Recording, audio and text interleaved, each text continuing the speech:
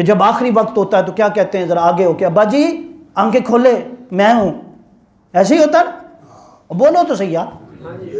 ابھی قرآن میں نے تو ابھی خطاب جو ہے وہ کرنا ہے، لگتا ہے اگلے جمعے ہی ہوگا انشاءاللہ تعالی۔ بتانا ہے کہ ہمدردی کیا ہے، احسان کیا ہے، ان چیزوں کی ضرورت ہے۔ ہم یہی کہتے ہیں نا کہ ابا جی آنکھیں کھولے میں ہوں، یا وہ کہتے ہیں بیٹی کو آگے کر دیں گے، وہ اللہ کے بندو اس کا آخری وقت ہے، آپ اپنی پہچان نہ کروائیں اسے، اللہ کی پہچان کروائیں۔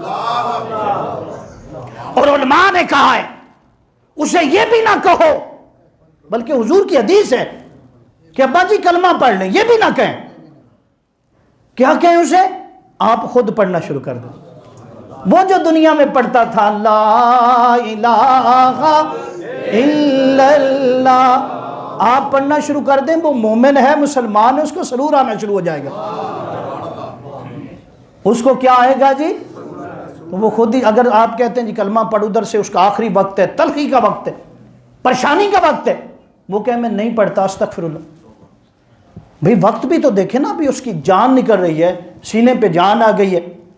دوست میرے توجہ کر، یہ وقت آنے والا ہے، جان پاؤں سے نکلنا شروع ہوگی، گھٹنوں تک پہنچے گی، پھر گھٹنوں سے نکل کر آتی ہوئی سینے پر اٹک جائے گی۔ جب سینے پہ اٹک جاتی ہے نا تو پھر آواز آتی ہے سینے سے، پھر سانس لیتا ہے، وہ آخری وقت ہوتا ہے، آنکھیں کھولتا، وہ دیکھتا ہے دنیا کو کہ اب میں دنیا سے جا رہا ہوں۔ ہم کیا کرتے ہیں اس وقت؟ یہ ہوتا ہے ابا جی ذرا آنکھیں کھولیں، ابا جی پہچان رہے ہیں کہ نہیں پہچان؟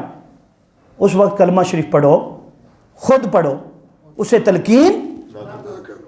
جب آپ خود پڑھیں گے انشاءاللہ تعالی وہ بھی پڑھے گا۔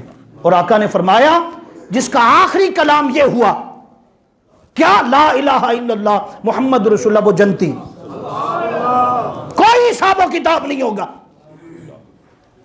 یہ کہنا چاہتا ہوں قال من دخل جنہ وہ ہوگا لا الہ الا اللہ، تو کہنا ہمیں نہیں پتا، ابھی تک پتہ ہی نہیں۔